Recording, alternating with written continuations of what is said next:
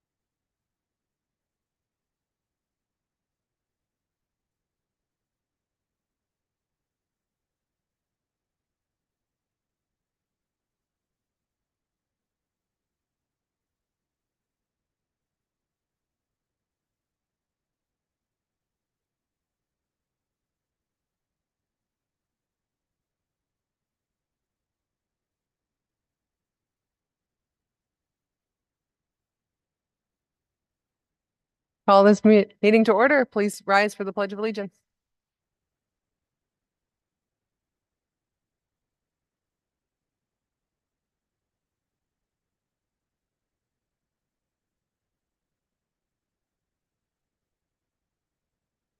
Clerk, you can call the roll. Councilmember Porter, Present. Councilmember Middleton, Present. Councilmember Kavanaugh, Present. Councilmember Dundon, Present. Councilmember Costi, Present. Councilmember Hotchkiss, Present. Council President Matavetsky. Present. Thank you. Okay. Next we have the approval of the minutes. I'll make the motion. I'll second. Okay, motion by Councilman Dundon, seconded by Councilman Middleton. Discussion, anything? Okay, all in favor? Aye. Any opposed? Okay, we've approved the minutes. Now we move on to reports from committees and commissions. Does anyone have anything? Councilman Middleton. From MPA, we had a meeting on last Friday. We'll start to work on the noise ordinance legislation. I'm just a little under the weather, but once we get to it, we'll start getting that in order. So Thank you. Anyone else? Councilman Hotchkiss. Just quickly, the Water Street Development Corporation is officially dissolved now. yay. That's all. Anyone else? Councilman Kavanaugh. BLDC canceled their meeting this month due to lack of agenda. And anyone else? All right, so we didn't have a commission for the conservation of the environment meeting this month as a whole commission, but we did have a ecotoxicology committee meeting. And there's another one scheduled for August 8th. They're going to try and have that committee meet monthly. And the public is always welcome at all of these types of meetings. If you're interested in ecotoxicology, August 8th. The info is on the Commission for the Conservation of the Environment website on the city page. We also, let's see. So I asked for an update from the chair regarding the report that we requested as a council on the, what's it called? The full name of it, Climate Action and Resiliency Plan. The commission didn't actually receive the data from the city until after the deadline that we had set for the full report. So obviously the report was not done on time, but they have everything that was requested, and the chair is reporting that we should be able to get an official report by September. And also on the Commission for Conservation of the Environment, we have an opening. If you go to the City Council website on the City of Binghamton broader website, in our communication section, there's info on the position. It links to the charter section on the commission, as well as the separate page for the commission. So council will be needing to appoint a replacement for the person who stepped down, which was Matt Ryan stepped down. So we are accepting resumes, and the deadline we'd like to appoint by our September 11th meeting. So please get your applications in sooner. And that's what I had for that. Traffic board was canceled this month, but we did do a walk out in District 2. I will let Councilwoman Middleton talk a bit about it during her constituent comments. Don't want to steal the thunder, but traffic board was active this month, even though we did not have a official meeting. So with that, anyone else? Okay. So we have no public hearings to set or hold today. So we're moving right on to public comment. So if you're here and would like to say something in public comment, come on down. If there's extra seats to line up, if there are you that want to speak. And the charter guidelines are posted. Dr. Kirby. Thank you. Good evening. So I'm here. It's been since the 22nd of May since I've been able to attend. But I'm here to, I'm Dr. Misty Kirby. I both live and work in the city of Binghamton. I'm here to express my disappointment in the vote to accept the money for more surveillance in our community. Moreover, I still don't, I did go back and watch the meetings, and I still don't have a good answer of how do surveillance cameras enhance public safety? And so I am very disappointed. There's a teacher and a writer at UCLA School of Law named Eugene Volokh, who said that cameras are a tool that can be used for good to enforce good laws, or for ill to enforce bad laws, to track government's political enemies, to gather ammunition for blackmail, and so on. And in this report that he wrote, cameras are like policing tools, such as the guns that police officers carry, wiretaps, the ability of police departments throughout the nation to share data, and even police forces themselves. Each of these tools can be abused and has been abused. We accept this risk because the tools are valuable.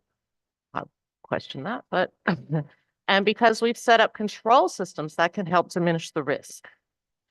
So we have to consider each camera proposal on its own terms and what he calls the 5 surveillance questions. What concrete security benefits will the proposal likely provide? Exactly how might that be abused? Might it decrease the risk of police abuse rather than increase it? And what robust control mechanisms can realistically be set up and maintained to help diminish the risk of abuse? Because frankly, that's what I'm worried about. And most difficult, what other surveillance proposals is this proposal likely to lead to? He wrote that 22 years ago, and it's still prescient today. And so I would ask, what are the protections? Because obviously our governor has other plans. We know that surveillance is being ramped up pretty soon, if not already. Our movements are entirely tracked coming in and out of Broome County if you are driving a vehicle. So again, one other, I'm feeling like these are the white moderates that Dr. King warned us about in Letter from Birmingham Jail. It's very disappointing to see. And it was furthermore very disappointing for council to blame the people themselves for not coming and speaking out. I almost dropped my laptop when I was watching that the other night. So I'm here again because you all are supposed to be our voice. I feel like I'm back talking to the former council last year. Only I don't have the fun of watching the man turn red when he gets upset when I say something. Again, do better. Thank you. Thank you, Dr. Kirby. Thank you. Welcome up. Make sure the green light's on. Good evening. My name is Carol Hawley. I live on Best Lab on the south side of Binghamton. And I'm here to speak to that issue to some degree. I refresh my memory. The council originally voted against having cameras put in the city, right? But since then you have gone with the idea. It was 6-1. So cameras will be installed throughout the city. No, just only in that one area. Oh, well, anyways, my concern is the south side Commons Park per se. I don't know if you guys are aware of this. Hopefully, Mr. Costi is, and I believe probably Ms. Betabesky is, that we had vandalism there 2 weeks ago. We have the Hannigan's Heroes Monument there. And there was 3 parts to it. There's the main center part, and then there was 2 smaller parts on either side. And we were preparing, I'm a part of our Southside Neighborhood Assembly, and we were preparing for our concerts that we have there on Sunday. And Mr. Kadisi, our entertainment chairman, had gone down on Tuesday just to check the park per se, and noticed the broken monuments on the ground. And then I went down and saw them, and it just broke my heart to see that happen. I tried to contact my council person both by phone and email and have yet to receive a response. And I don't know if cameras would have helped the situation had they been installed there, and then the police could, you know, check and see who was the person or persons responsible for this. And I just want to bring that to everybody's attention. That I just find it very disheartening that things like that are devalued and broken. The Parks Department has it now, and I believe they're going to try to fix it. But they didn't just fall down; they had to be deliberately removed and tossed to the ground. So, in general, that park has been problems all along, and I just want to say this for what it's worth. Thank you. Thank you. Thank you. And also there was trees cut down about a year ago, and that nothing came of that. I don't know if the police tried to follow up on that. Somebody thought it was nice to trim the lower branches, and it was not the Parks Department. It was not done by the city. I mean, that's not as bad of a thing, but still the fact that somebody got in that park and did whatever they wanted to do. So, thank you. Thank you. Is there anyone else wishing to speak at public comment? All right. Do we have anything to read into the record by the clerk? We do not. All right. Thank you to everyone who spoke tonight. Next, we have our first read legislation. We'll start with Resolution R 24-51, considered in municipal and public affairs. Councilwoman Middleton. Sorry, I didn't know it was on. I'd like to make a motion for introductory resolution 24-51. It's a resolution authorizing the mayor to enter an agreement with Fairview Recovery Services. I'll second that motion. Okay. Motion by Councilwoman Middleton, seconded by Councilman Dundon. Discussion.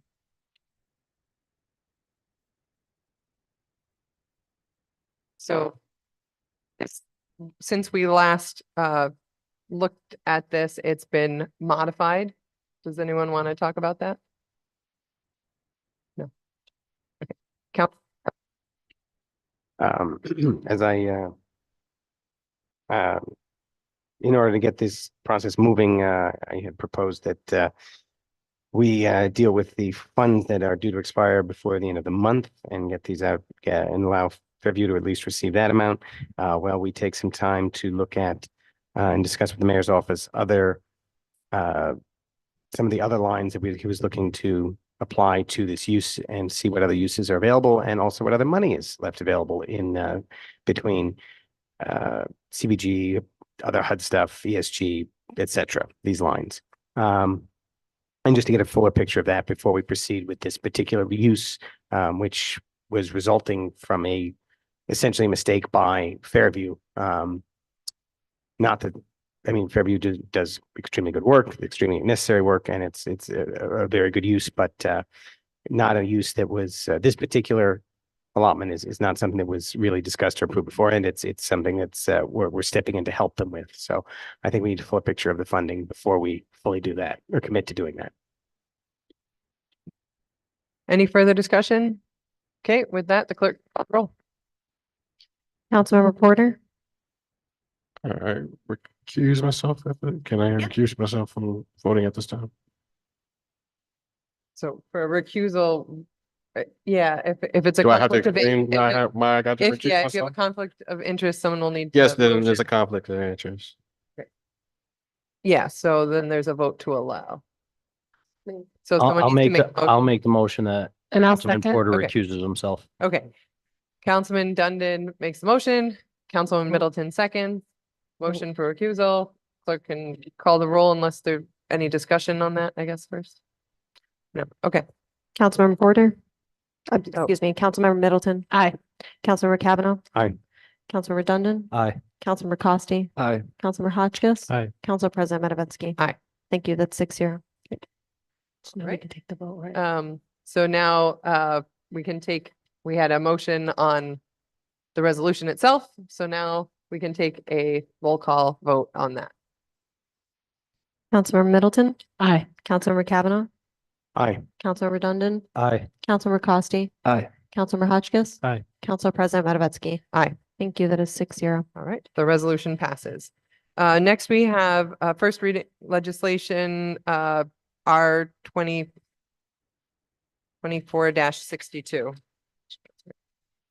Considered in municipal and public affairs. Councilman Middleton. I'd, I'd like to make a motion for the introductory resolution 24-62 to accept funding from the district attorney for a discovery officer. I'll second. Motioned by Councilwoman Middleton, seconded by Councilman Costi. Discussion.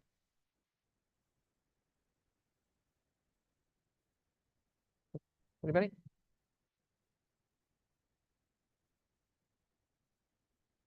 Councilman Hotchkiss. So just to explain what this is, the district attorney is providing money to fund a discovery officer position for the Binghamton Police Department. So they'll be responsible for providing all of the discovery material for any case that comes up. Thank you. The clerk can take the roll. Councilmember Porter, Nay. Councilmember Middleton, Aye. Councilmember Kavanaugh. Aye. Councilmember Dundon, Aye. Councilmember Costi, Aye. Councilmember Hotchkiss. Aye. Council President Matavetsky. Aye. Thank you. That is 6-1. The resolution passes. Next, we have resolution 24-63 considered in Public Works and Parks. Councilman Dundon. Yeah, I'd like to make a motion on resolution R 24-63. It's a resolution authorizing the mayor to enter into a professional services agreement with Tetra Tech for the Shenango River Levy Bat Survey. I second. Motion by Councilman Dundon, seconded by Councilman Porter. Discussion. All I'm gonna add on to the thing is this is something that the United States Wildlife wants done. So, I mean, it's pretty much something that needs to be done. Is there a way that the wildlife, I'm sorry, but Coun- there a way with the wildlife conservation are going to be able to move the bats if there's such a issue? Well, the way they do it is because bats can only be moved certain times of the year. So what they'll do is they'll use the acoustic test to see how many bats are in the vicinity, and then that way they can determine on when they can start construction versus on when the bats will migrate. I just wanted to know, but wouldn't that be responsible on the wildlife conservationists, right? Not on us, so per se, right? Well, because we want to build the walkway down there, that's on us, but we have to follow their guidelines like DEC or EPA. Okay, I was just, I think what I was saying is it's not our responsible to move the bats at that time. I think that's what the study is going to show. I don't believe it's our responsibility because certain bats are protected and endangered. So I think the study is going to show like what bats are in the vicinity of where, and then they can, base everything off the guidelines of United States Wildlife. Okay. All All right. right. We good to call the roll? All right. So the clerk can call the roll. Councilmember Porter, Yay. Councilmember Middleton, Aye. Councilmember Kavanaugh, Aye. Councilmember Dundon, Aye. Councilmember Costi, Aye. Councilmember Hotchkiss, Council President Matavetsky. Aye. Thank you. That's 7-0. Okay, the resolution passes. Next, we move on to communications from council. We'll start with Councilman Porter this week. Oh, we start with me, okay.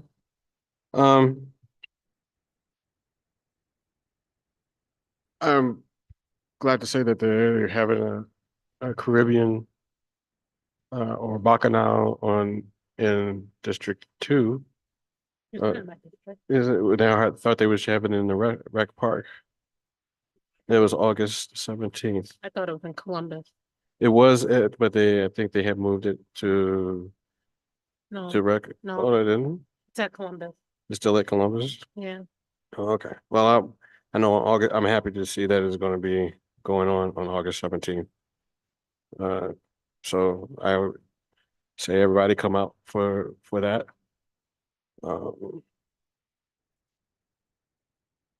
My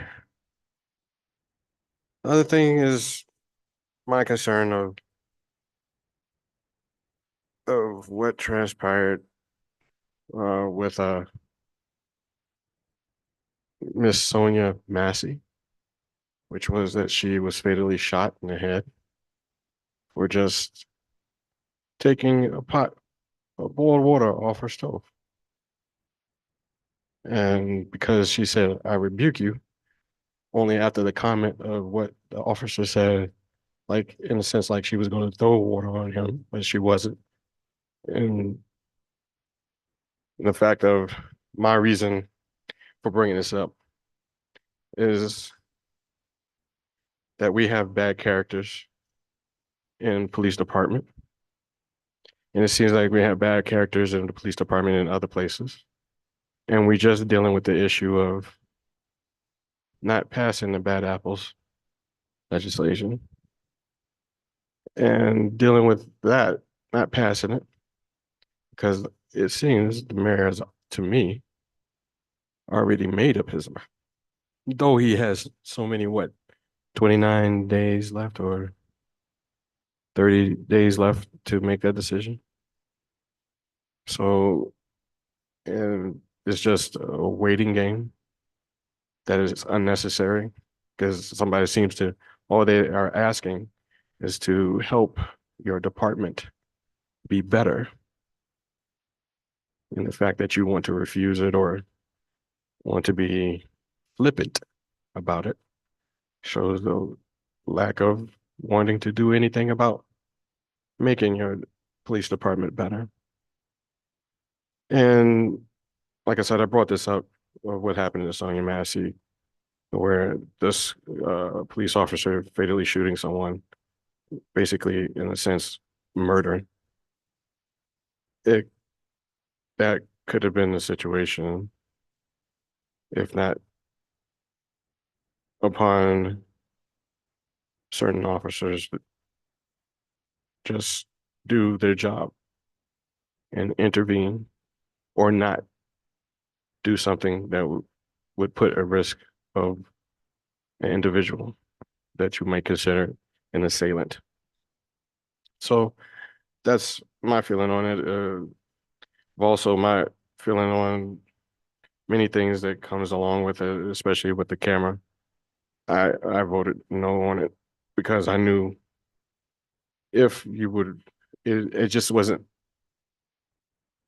it wasn't representation of equality. We just had someone here talking about having cameras in an area, which has been, by the way, confirmed by the data analysis unit, that it would have been better in those high crime, also in those other high crime areas to have cameras. I just find it, I don't believe in coincidences. And I don't believe that, you know, it was of good intentions, in my opinion, of what just having that one surveillance camera in that area. But that's the way it goes. We don't all agree. We don't all see. I just know that I'm not going to sit back and let constituents from a different district tell me to put it in one area when it's not even a concern in their area, or didn't think of saying, hey, let's advocate for putting it in other areas that would be of the high crime, what would be considered high crime. So that's all I have to say. Thank you. Thank you. Councilwoman Middleton. Last Tuesday, July 16th, myself, Deputy Mayor Hadassah, and a few constituents from my district walked from, trying to think, it's not, I can't think right now, but we walked along Leroy along with BMTS regarding the accidents that happen over in our district. Very informational on some things that we can kind of approve short term and long term. And then yesterday there was another accident on Highland and West End. So I would say with the weather, people, especially in my district, there's a lot of stop signs.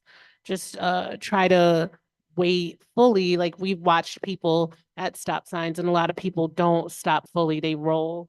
And that little roll makes a big difference in an accident. So I'm just encouraging people to stop fully at a stop sign.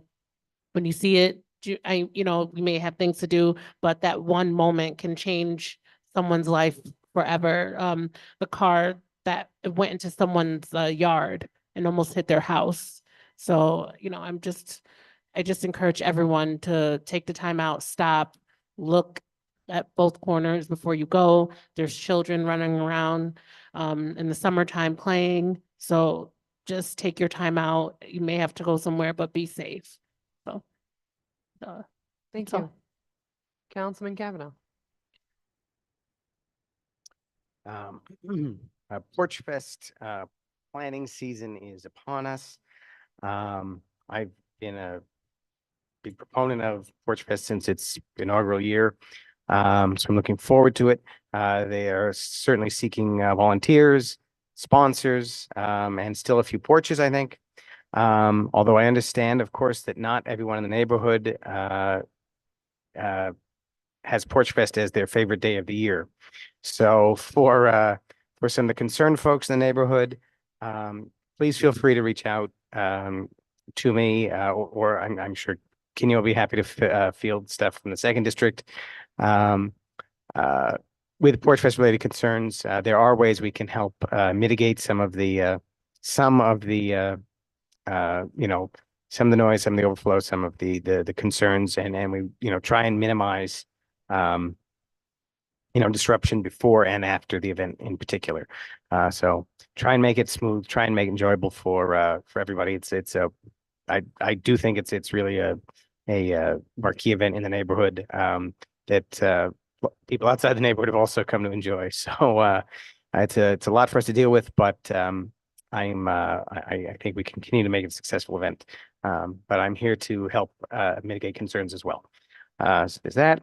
And this is not really district related, but Vines is having they've been doing these community cooking lessons, and they're having one with Chef Josh from Lost Dog coming up to deal with all of the tomatoes that everyone's garden is going to really start throwing out shortly. So I think you can check it out on their website and register for it. He's going to have some creative ideas to deal with the many, many tomatoes that we all produce in August. So that's it for my news. Thanks. Thank you. Councilman Dundon. I don't have any communications for tonight. Thank you. And Costi. Thanks, Council President. Yeah, I just wanted to touch on, I found out actually last week that the new food store, I think it was a Stop and Shop Deli on Conklin Ave was shut down by the city. And that was sad to see because that side of town's been hurt since the Weiss was shut down a few months back. I'm glad to see that the owners are working with the city to open back up. The constituents on the south side deserve a store they can get to, even if they don't have a vehicle, something in walking distance. So I'm glad the city's working with them on that. That's all I have. Thank you. Thank you. Councilman Hotchkiss. I'm just working on a bunch of different legislation that I either introduced or have been working on in the background, and that's taken up a lot of my attention, but that's all I have to say. Thank you. All right. Thank you. All right. Discovery Center has an upcoming art show and free admission night, August 2nd from 4 p.m. to 7 p.m. July 27th to the 28th, there's a Founder's Day weekend with family admission price cap at the zoo. I wanted to congratulate the Southern Tier Independence Center on their first place win for their Finnick Fox inspired I'm All Ears Sunday at the Safari Sunday that the zoo had. Roberson Museum and Science Center came in second with lip smackingly Llamacorn. And the Phelps Mansion Museum came in third place with their African penguin inspired Tuxedo Junction. They were all delicious. I can attest to that. It was a fabulous event. Thank you to all the nonprofits that participated and came out to District 5. Back in May, I started talking about reporting potholes. The mayor made a call for people to report potholes.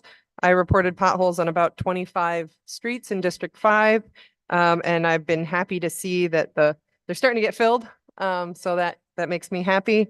Similarly, some other great DPW stuff after doing the walking tour with BMTS and Councilwoman Middleton, learned a lot about like how we can slow traffic, and because we on the south side with our hills have a lot of speeders. There's low enforcement, so people like to roll and go fast.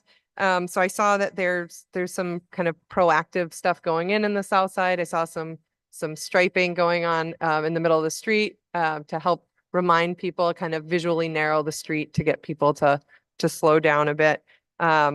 So I'm excited to see that proactively going in. I also made some requests out in District 6 for some graffiti to be cleaned up. I saw that was cleaned up along the river on some of the signage out there. So thank you to DPW for your fast action there.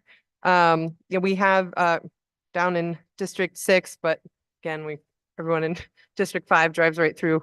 So we had a bike accident and a pedestrian accident with cars. So again, just reiterating, please drive like people are walking and biking, because they are walking and biking. And the fence went in. So thank you to the volunteers that put in the fence around the Vines Corbett Ave garden. August 5th, I believe, is the deadline for applying for BPD. We are severely down officers to the point where it's really challenging to get things like speeding and traffic dealt with. And there's, if you know people, good people, get them to apply. This is the window. So I want to make sure, throw that out there. And with that, I'll accept a motion to adjourn. A second. You make the motion. I'll make the motion. Okay. And Motion by Councilwoman Middleton, a second, Buckman. seconded by Councilwoman